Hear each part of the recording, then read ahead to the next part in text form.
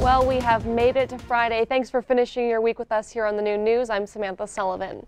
President Trump's former campaign chairman received a 47-month prison sentence after being convicted on fraud and tax evasion charges. The sentence was much lighter than the sentencing recommendations for that type of crime. His lawyer and the president said that proves there was no collusion between the Trump campaign and Russia. Nicole Killian has some more details from the White House.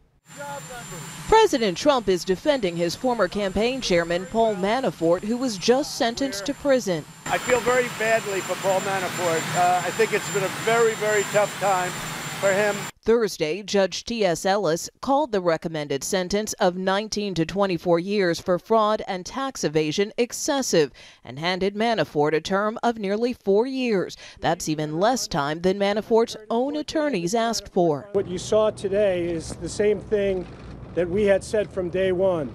There is absolutely no evidence that Paul Manafort was involved with any collusion with any government official from Russia. That comment did not go unnoticed by the president.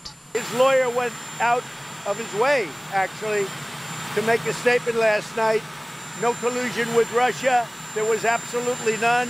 Before departing for Alabama, President Trump would not answer a question about whether he would pardon Mr. Manafort. Instead, he focused on his former attorney, Michael Cohen. Michael Cohen lied about the pardon. That was a stone-cold lie.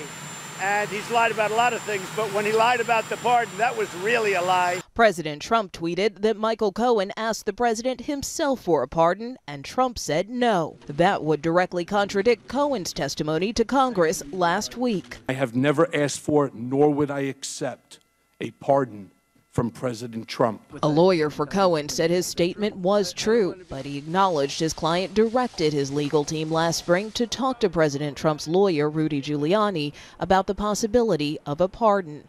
Nicole Killian, CBS News, the White House. Michael Cohen responded on Twitter to say that the president's claim he asked for a pardon is a lie.